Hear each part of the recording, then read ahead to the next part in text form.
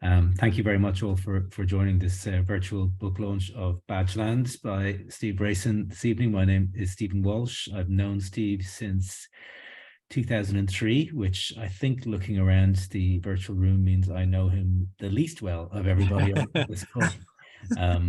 But we've worked very, very closely down through the years on several businesses together. Very good friend and business partner, and now a terrific writer. Like Steve, I've branched out into writing. I write short stories, which are a lot easier than going back over your actual life and putting it together, because I can just make things up, where Steve's got to kind of at least try and tell the truth in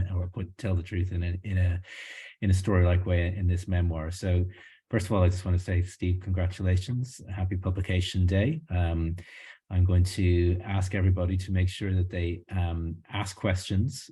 I've got a list, but you're going to have other ones. As personal and as challenging as you want to make them, please drop them into the chat room, and we'll try and get to them over the next half an hour, 40 minutes or so. For those who haven't seen it, I wanted to embarrass Steve by reading a quote from a review that came in this morning from none other than Alan Johnson, who may be familiar to many of you as a former Labour Party minister, who said about the book that Steve Brayson's depiction of British politics in the 70s and 80s is pitch perfect, but this book is much more than that. It's a tender reflection on father-son relationships in working class communities and the fault line that can develop between them through university education. The best memoir I've read in years. So there you go. Alan Johnson's never been wrong about anything, and I think we can agree with him on that. So Steve, that must have kicked off your day to a good start this morning. It's very nice, as we all have differences on politics from time to time, but Alan's also a sort of memoirist as well. He wrote a book called This Boy, which was a best-selling memoir about his experiences. He's a bit older than I am, so it's a few years earlier. So it was just lovely to get something from him, for people to take the time to read it and to then send you something. So, as I say, I did wake up for my wife, Chris, this morning in bed. Just I looked at my phone in bed. I've got an email from Alan, and said nice things. So that was lovely. Yeah, it's great. And it's great to hear. And I think it's a very insightful couple of comments that he's made there, because yes, this is a political memoir. You cover a period in British history from the 70s into the 80s, but it's also a personal memoir as well. And I suppose in tackling the subject of choosing part of your life, I suppose the first question I want to ask you about it is, why take this on? Why decide to look back over a period of your life and explore it in the depth and the particularity that you have? What was the inspiration for doing it? Yeah, and it's difficult. I suppose you start by thinking that a memoir is not a biography, so it's not covering your whole life. It's got to tell a very particular story about part of your life. So you just have to choose something, which I think is reasonably self-contained. Nothing's self-contained, of course, but reasonably self-contained. And so I suppose I did what loads of memoirists do, really, was that I focus very much about coming of age. So it really covers my life from 16 to 25. And that's both coming of age politically, but also personally. So that's the sort of period that I chose. And it also worked quite well because it covered three elections, unfortunately, that I lost to Thatcher, but 79, 83 and 87.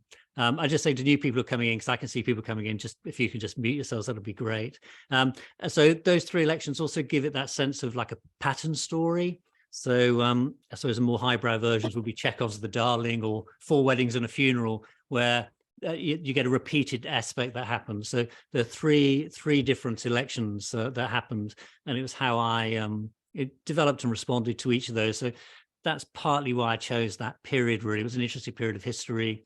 It was also interesting for me to go back and just re-examine my own life and understand some things, really. And I think you do need time and distance to look at things. I think history can be written too quickly. And in this case, 40 years has probably fair enough distance. I think I think it's good to leave that time to pass so you can reflect on it down through the years. But bring us back to those years now, maybe by doing a little reading, if you don't mind. Take us into your boyhood bedroom. If we dare to go there. We dare.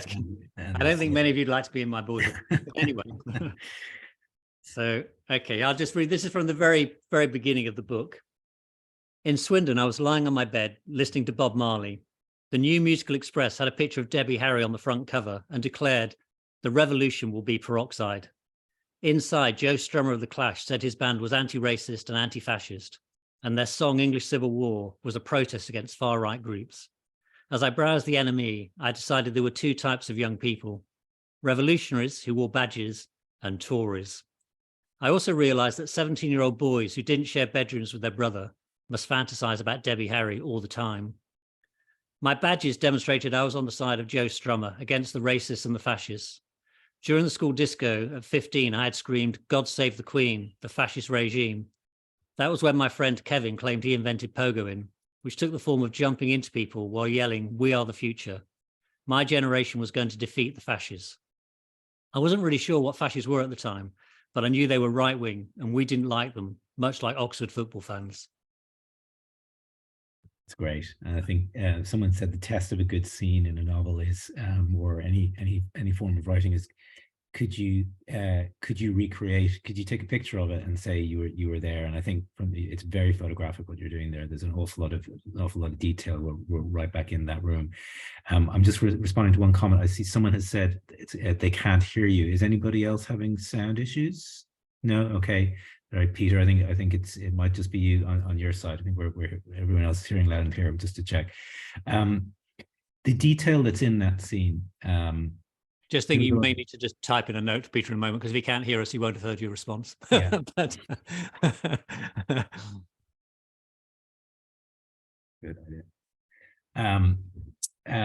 The detail in that scene, to go back into that, you've got to do a kind of a form of self-hypnosis, I think, to put yourself back in the mode of your own teenage mind and to get back into that mindset. How did you go about doing that? What was the act of dipping into your own memory like? I imagine there was aspects of it as research, talking to other people, but also accessing your own memories. Just talk a little bit about the process and the experience. Yeah, I think a lot of it is bringing back the memories. I think they're often still there, but it's dragging them out. As you get older, they get harder to come out. I did read quite a few books about writing memoir and how to do that, and there were some great tips. I mean, one of them said simply, draw a map if you'll walk to school or you'll walk to university. Just draw the streets, draw the places that you walked down, what you passed, etc. And that helps bring back memories. Another said, look at your family photographs. And we don't have lots when I was a kid, but we have them at Christmas time. I looked at the radio and TV times because we had the two different ones. So what was on at Christmas each year as I went through, what was on top of the pops, etc. And probably the best thing I did is, for university years, I went back to Bath University Library, and they had copies of our student magazine for all 3 years that I was at the university. So I got copies of all 3 years editions of Spike, that really brought back lots of memories of university. It was incredible seeing the pictures and things there, and seeing the election when I got elected, but I only got 11 first place preferences, but I got elected on second places. But the other thing is I subscribed to the British Newspaper Archive, which I could recommend. It's about £25 for 3 months, and you can search by word or date, newspaper, and you can read. And I read like The Guardian that I would have read when I was at the GLC. So I looked at what they were saying, when Thatcher was the attempted assassination or during the miners' strike. Reading the newspapers, I thought, oh yeah, I read this newspaper. It sort of brought it back, really. So I think there's so many things that you can do in research which help bring back the memories. But the other thing is that there's no substitute for talking to people as well. So it's good to talk to Teresa, who was here, or Gordon was at university with me, etc. And say my GLC graduate colleagues, I met a few of them and chatted to them. So there are lots of ways of bringing it back. And I think it's interesting, as Amy Tan, the Chinese writer, sort of said that she wrote a best-selling memoir, and she's saying they're not memories. When you're writing, you're reliving it. And I think that's true. You get into things so deeply, you're in your head when you're sat there in front of the machine, that it is a bit like reliving. So it's not the same experience. but it is an experience there. So it's not exactly the same, but you are reliving in many ways what was happening. And yeah, it's sort of interesting in the way that process worked. I'm interested in I love that quote from Amy Tan. I think she's right. You are back in the moment when you're doing it. Did you? It's kind of a double loop memory. You are reliving it, but you're reliving it with the benefit of hindsight and knowing how things played out, what the election results actually were, what's happened in your life.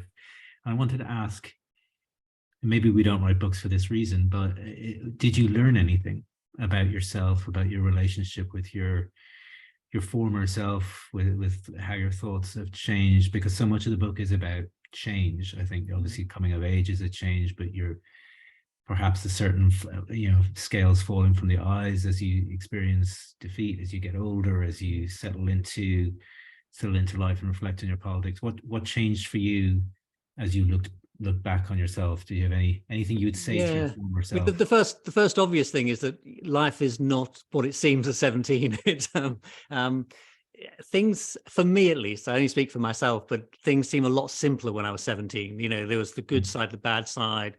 I thought I knew the answers to problems. I genuinely thought, right, if we nationalize the top 200 monopolies and we do this and we do that, and we raise income tax, we abolish the House of Lords, get rid of the monarchy, we can have a far more equal and fair society, etc.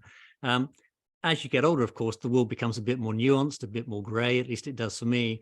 And I actually have less confidence in what I think we should do now than I did when I was 17 in a way. So certainly I learned that as I've got older, I've probably got slightly more unsure.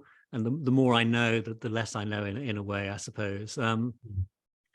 I reflected a lot about what was happening in my parents' life as I did it. And I put together this huge spreadsheet because I was covering these years really from 79 to 87 about what was happening at each point. And I had lots of different lines in this spreadsheet about what was happening. There were political events, but there were also personal events, like when my dad got made redundant from the railways, when my mum started work again after having my sister, when my brother left school, etc. So I've got an excitable Labradoodle called Mabel, so she might intervene occasionally here.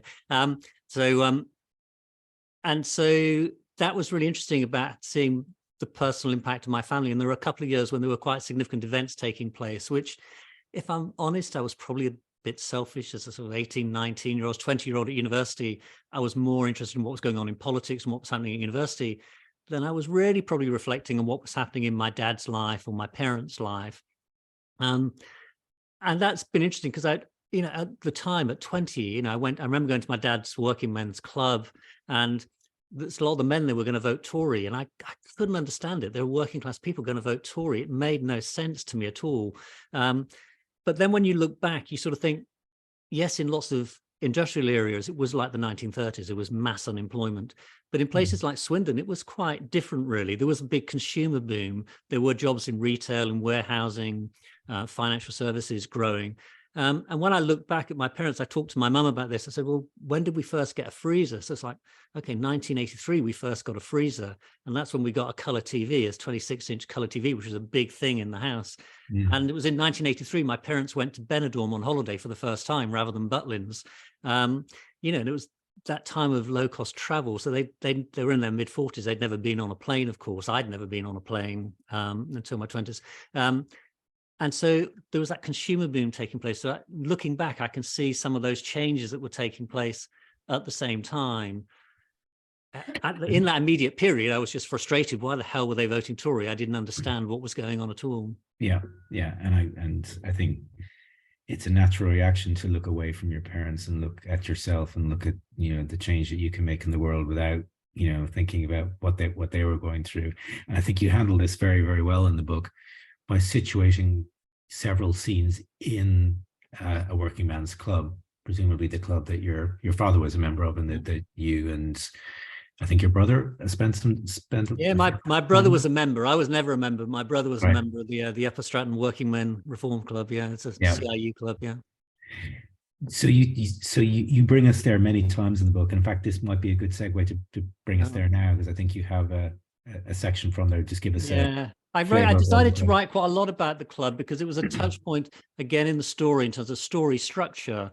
As I was progressing through life, going back and touch points with my family and touch points in the working men's club, because they would see me develop from, a working class kid in Swindon to suddenly, this kid from London, or this graduate from London.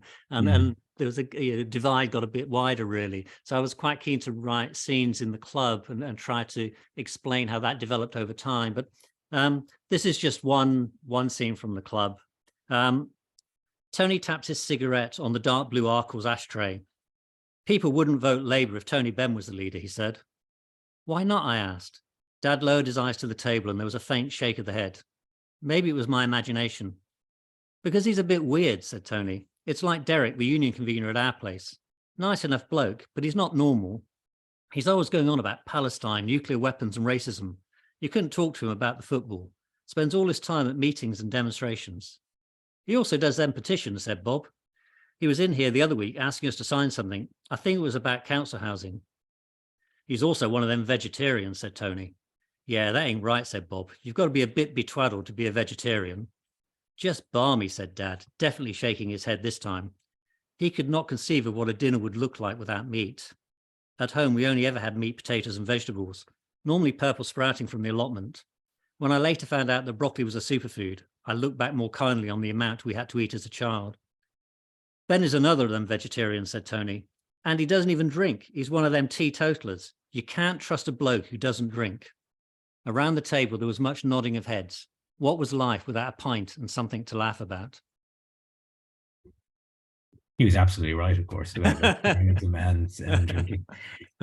It's fascinating to go back there, and I think, I imagine. Well, you tell us. There's a certain amount of license taken in terms of reconstructing these conversations from 30, 40 years ago, but I think that's fine. I think people accept that in a memoir, and it's more about the essence of what you're expressing there. And I think what I really enjoyed about those scenes, it's the presence of your father in them, and how your relationship with him, it feels to me like it changes as the book progresses and as you return to the club slightly older, who knows if the wiser, but certainly more experienced in terms of your views on life. Do you want to talk to us, if you feel like doing it, a little bit about that changing? Yeah, sure, I can do that. Firstly, two things. One about the creative dialogue. I mean, obviously, none of us can remember the exact dialogue, so I tried to recall and be truthful to the essence of conversations that took place. And I did get my brother to review them. My brother read the book and read the conversations, and his best mate from the club also reviewed them. And so they helped me a bit with that. But I think the thing about my dad is interesting, and it's interesting that Alan Johnson picked this up. I think in many ways it is a bit of a love letter to my dad. And it's interesting that it finishes at his funeral. And I do the epilogue at his funeral, and because that was when the club closed as well. And that was sad that Working Men's Club actually closed at that same time. And again, I think through writing the book, you understand a little bit more about the relationship. I mean, I think my dad couldn't quite understand how he created somebody so very different from him. He was really happy, in the factory. He was really happy with his mates, drinking, etc. He couldn't understand why I would want to go to university, but he really supported me in doing it. And he didn't really understand my interest in politics. My parents' view was politics is for, people who know what they're on about, the better half in a way. Politics isn't for the likes of us. We just let other people get on with it. He was always a Labour man, voted Labour. And I used to get frustrated. And there's a part in the book where, my mum just said, Margaret Thatcher and Tony Benn, they're all the same, these politicians. And I'm thinking, what do you mean? How can you think that they're the same? But so the relationship my dad does change through the book each time I come back and visit home. I've moved on a bit, and I reflect in the book a bit on that, I think, and how my dad, he fought for pay rises with his colleagues. It was very much about solidarity. They fought together as a union for pay rises. Interesting, when I started work, etc., I fought for pay rises. I did go on strike as a union, but a lot of them were individual promotions. I applied for promotions, and my dad never applied for a promotion. Wasn't ever something he did or thought about, or would even enter his mind, I think. So we were quite different in the way that we looked at those things, and I would challenge things a lot more. So the book is quite a lot about the relationship with my dad. And I also think that relationship between there were many of us at that time who were first generation university students. So many of us from working class homes were the first generation to go to university. Nobody in my family or my wider family had been to university at all. So I had no idea what a university student looked like. The problem was I'd seen University Challenge and I thought they were all a little bit weird and incredibly knowledgeable. And so that was my only experience of university. I'd never met a university student at that point. And I think there's something about that generation of us from working class families who went to university, and it created a distance between us and our families. Suddenly our culture, our values, etc., began to change really. And sometimes you might almost be looking back down, and you hope you're not looking down on things, but you think, actually, this is a bit homophobic, a bit racist, a bit sexist. Particularly in the club, there's a lot of sexist language, etc. And you think, I don't overly like that, but they're my family, and they don't mean to be like that. And so I do think there's an interesting thing about first generation university people and the wedge that it creates between you and your family, because you never go back at that point. Once you become university educated, the change was quite significant. So there's probably a lot that could be explored there. Yeah. And I know that it was something that Alan Johnson picked up in his comment as well, that the university can cause a dividing line. But obviously there's still the bond of family. There's still that is still a tribal and an original bond. But I think you're being very honest in pointing out that as you go away to university and that educational gap it can create difficulties. And I wanted to ask you about that. Writing a memoir is not necessarily an easy task. There may be joy in looking back, but there can also be some pain if you have to face some realities or portray people in ways that might not be necessarily likable or in line with what's considered acceptable in the present time, and I think including yourself, if you're going to be honest as well. Tell us about some of the difficulties and some of the kind of the honesty you had to face in that, some of the choices you had to make. No, it's a really good question, but it is a difficult thing. You want a memoir to be honest. You want to be honest about mistakes. And I was also writing it for hopefully my grandchildren to read. They're not going to read it for a while, but maybe in 20, 30, 40 years, they might read it. And there's something I wanted to pass on, and there's something that you need to be honest to pass some lessons on, really. And so there are some parts of the book that don't make me look great, and I'm conscious about that in the sense that we make mistakes. And I suppose I wanted to be clear, there are times when I made mistakes, and I, regret them terribly now. But as a young man, you can make those sorts of mistakes, really. And I wanted to include some of that. I think the other thing about a memoir is difficult is that you're writing about your life, or at least your memories of your life. But by definition, you're also talking about other people's lives, the people that you interacted with, and you have to be sensitive to their lives as well. And so I think that can be difficult. I mean, I was just very conscious of trying to send drafts to people who were in the book and to get them to have their views on it. So I got my brother and sister to read it and give me their views, because it's a lot about family. But also I got other people, some of the main protagonists in the book, to read the bits that related to them and get their feedback. And that's not to say I would change a lot necessarily, because ultimately it's my memory and my book, and they can write their memoirs and they may have a different perspective on things, But yeah, I think you do have to be sensitive to those things. So I did change names of people in the books. They don't use people's real names, just to protect their privacy, other than Paul, who was just such a great guy who unfortunately passed away on stage. He became a comedian known as Incognito. I've used his real name there. But I sent a copy to his two sons to review as well. So I think, yes, in a memoir, there are scary things. How much of your life do you put out there? In some ways, it's easier to do if you choose a period like I did, which was 40 years ago. Yeah. Slightly easier to write about something that happened 40 years ago than it is now or in the recent past. And that's why I think sometimes you do need a bit of distance. But yes, it's not the easiest thing. There were times when I was writing thinking, I should have just written a novel, because I can make all these things up. Whereas, I had this big spreadsheet with this sequence of events, and I had various things I wanted to bring in, and to try to understand my mood. To understand my mood, I had a very unusual thing, which was Mori do opinion polls, and if you go to the Mori site, you can get every opinion poll for every month for the last sort of 45 years or so. And so I had on my spreadsheet Labour's lead or lack of lead in the opinion polls every month through my spreadsheet. for that period from 79 to 87, because I remember at the time that stuff really influenced my mood. And it was a bit like, you know, I'm a big Swindon Town football fan, which maybe we touch on as well. And I remember when Swindon lost or got relegated, that affected my mood as well. So there were things that I knew affected my mood. So I could sort of track it a little bit by, you know, obviously we lose elections, but if we're really low in the polls, as we were often during that period, or if Swindon got relegated, I knew my mood would have been down at that point. So I tried to track it in those ways as well. So it was an interesting experience, really, of going back and putting that sort of spreadsheet together. Yeah, and being a yeah, I see, Dice, you said 40 years ago feels like yesterday. In some ways, it really does. In some ways, there are a couple of scenes in the classroom at school, and I can still recall them like they were yesterday. The point when I got suspended from school, disagreeing with some of my fellow students at the time, is exactly when that took place. But I recall it very clearly. I recall so clearly being called to the headmaster's office. I recall very clearly being suspended from school. So I recall the walk home to my parents to tell them I'd been suspended. So there are certain things you do remember like it was yesterday. Yeah. And I know one of those things is, you know, having chosen the Labour Party in Swindon Town, that you're going back over this was an exercise in masochism, I imagine. But tell us about being on the terraces at Swindon Town as well, because I know, you know, that is the other big tribe in this book, beyond politics, is your relationship with football. So yeah, I did bring a prop along for this bit, which is my Swindon Town football scarf.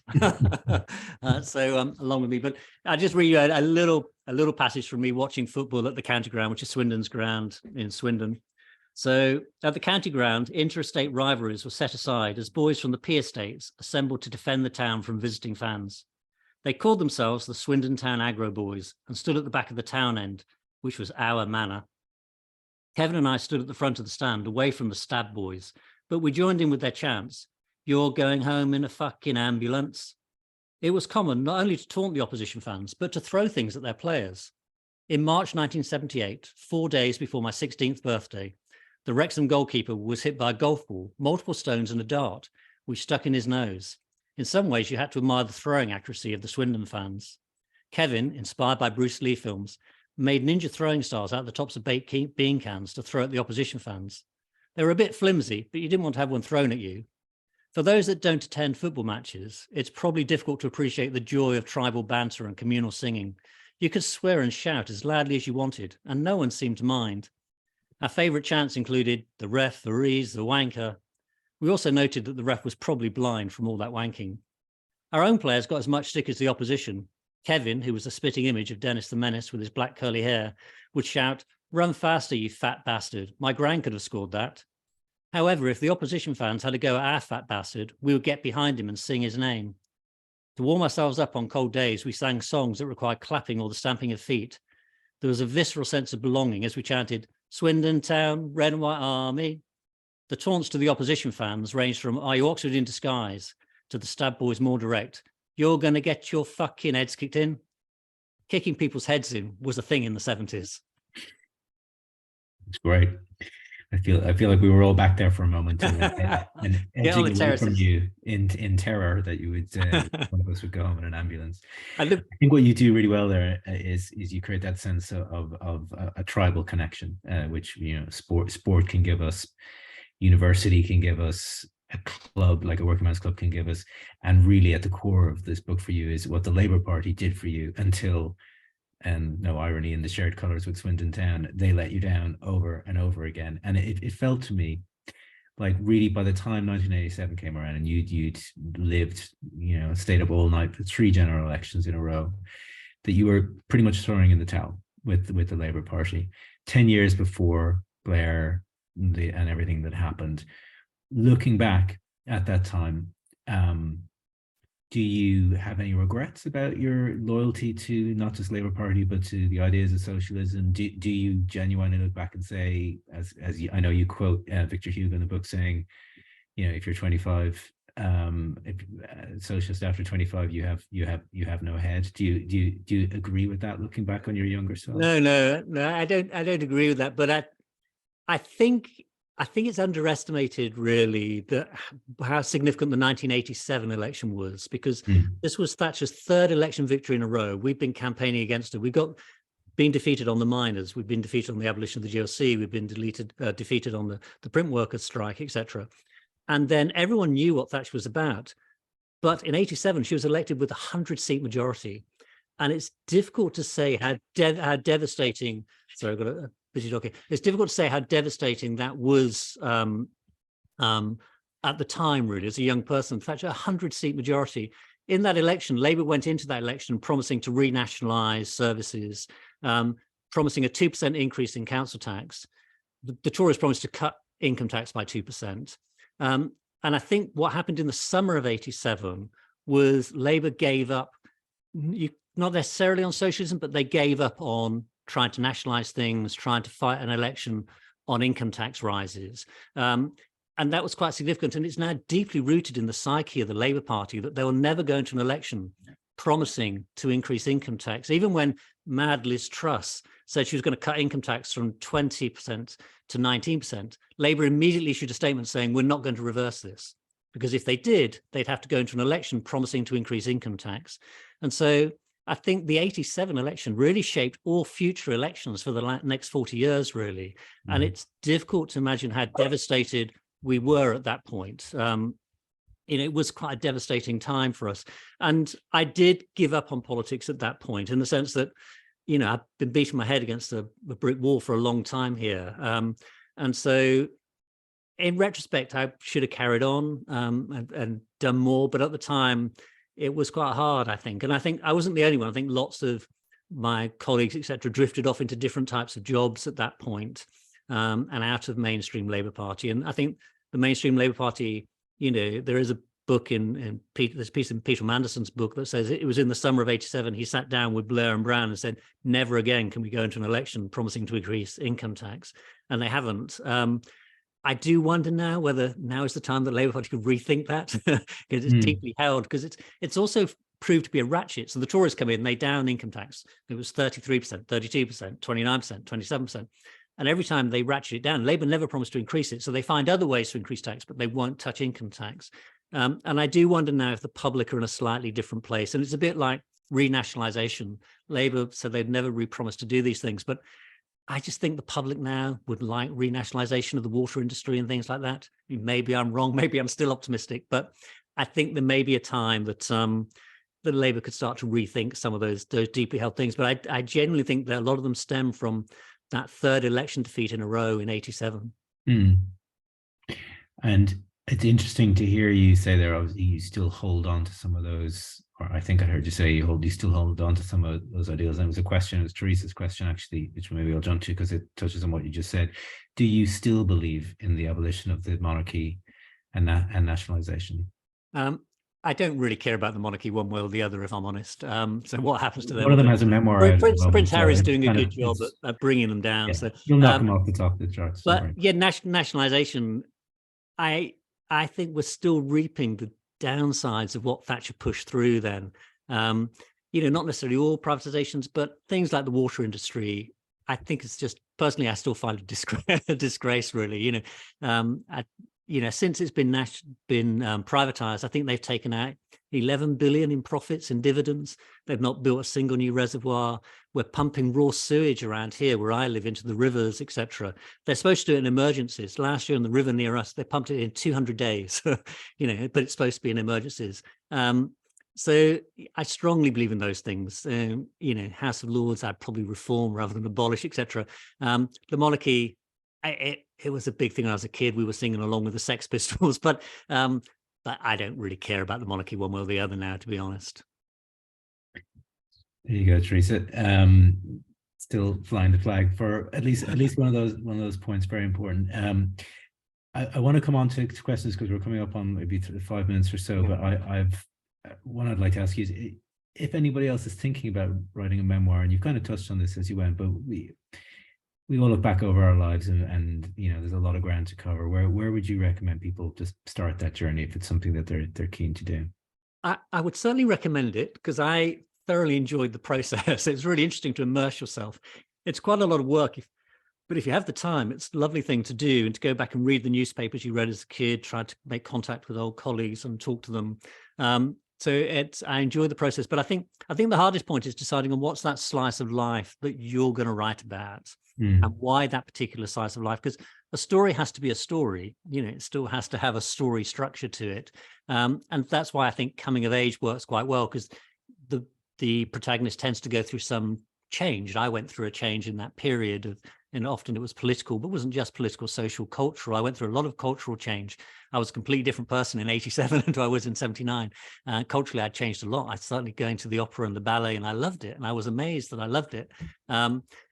So I think you've got to choose a slice of your life where you went through that period of change. And as I said earlier, I think the fact that there were the 3 general elections, it made it a nice pattern story. Say a bit like 4 Weddings and a Funeral or Chekhov's The Darling.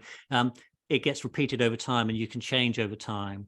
So the structure made sense to me, but I think choosing that slice of your life is probably the hardest thing. You cannot write a whole thing. When I first drafted this book, initially I sketched out about 190,000 words really quickly. The book is now 100,000 words. When I sent it to my editor, it was 140,000 words. And the editor said, just too long. You've got to get it down to 100,000 words. And so I cut out whole chapters that I'd written, etc. And you have to decide, which one, which bits do you include, which events do you include, which events drive the story forward. And so even the version that Teresa read last year, I think was probably 120, 130,000. So I've cut back a lot since then. So it was quite a discipline to get down to 100,000 words. So I think you have to be quite clear about the slice of life. Or you could do what Alan Johnson's done, is he's written 3 memoirs in a row, covering different slices of his life as he gets older. I don't think I'll do that. I mean, I was quite happy with this one, and I'll move on to doing something else. But I would recommend the process to people. I think it's an interesting process to write a memoir. I think it's an interesting process if you're interested in social history. So the cultural change, I had a lot more in the original books about what was happening to divorce. Divorce was suddenly taking off in the late 70s in a way that it hadn't been before. Also interesting, I followed government guidelines on smoking. So everybody smoked, for example. Government guidelines on drinking. I mean, it was amazing. The government guidelines in 79 it was okay for a man to drink 1 bottle of wine a day. That was the official limits, and now it's changed. So sort of 8 or 9 pints a night was the official limits. And that's come down and down and down over time. And it's changed a lot. I mean, the other thing that I've tried to be true to in the book is language. It's very difficult these days to use, I suppose, what was the nomenclature of the time. And I've tried to keep to the language. I've taken out some words deliberately, but generally I've tried to keep the language in there because it was part of that social period. It was what was happening at my school or in the football terraces, etc., or in work. I think they're the hard things writing social history now is being true to what it was like at the time and the language that was used. And so in the introduction to my book, I do put an apology for the language and say, I've used what was present at the time and apologize if that offends, but I decided to make that decision. I think that's about authenticity and not pulling punches. As someone commented in the chat, football was certainly then almost exclusively male, and there is a lot of maleness in the book. Working Man's Club, which would probably be very different to form such. It is a very male book. I was conscious when I was writing it, and it'd be interesting to get feedback from the women who read it, but because I was a teenage boy, so it's very much a teenage boy's perspective initially, etc. Going to football, that's a very male environment. My dad, Working Men's Club, wouldn't allow women in. And even when they did allow them in, they could only come in with a chaperone and they couldn't order a drink at the bar.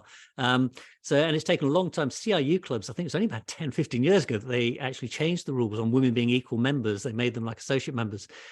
So I'm quite conscious that it's set in a football ground, it's set in Working Men's Club, but they were my experiences at the time, and they were quite male experiences.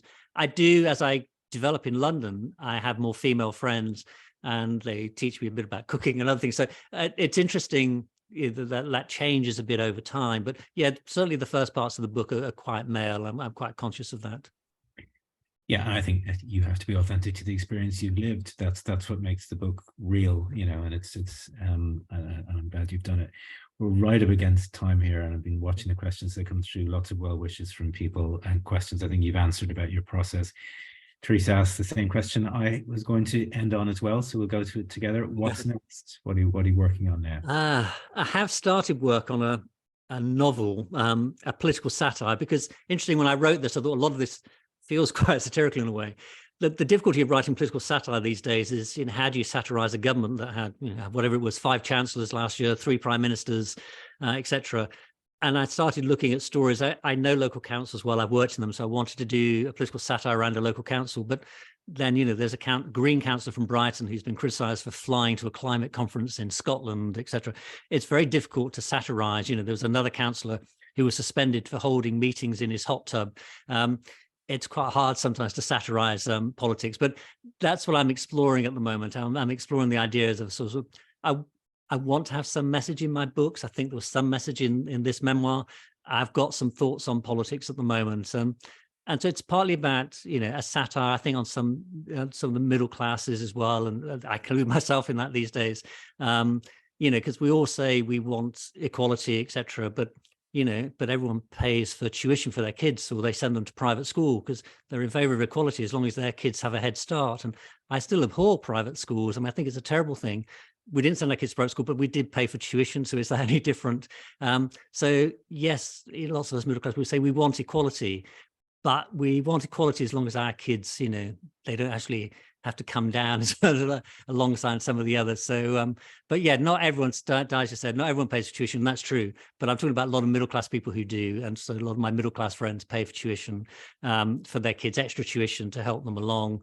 So I want to do something around political satire on that, but we'll see where that gets to.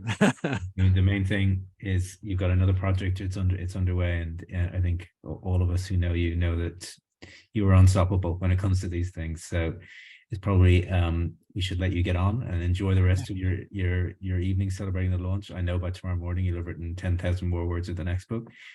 Keep on going with it. Congratulations. Everybody who joined, thank you so much for your comments. Sorry if we didn't get to your questions. The main thing is, if you haven't read it already, go buy the book. There's a link in the chat. You'll find it on Amazon, and do leave a review. I know, speaking of my own experience, reviews make an enormous difference to how Amazon regards your book and how it treats it. Algorithms rule the roost, so the more positive reviews, the better. So do take a moment to do that.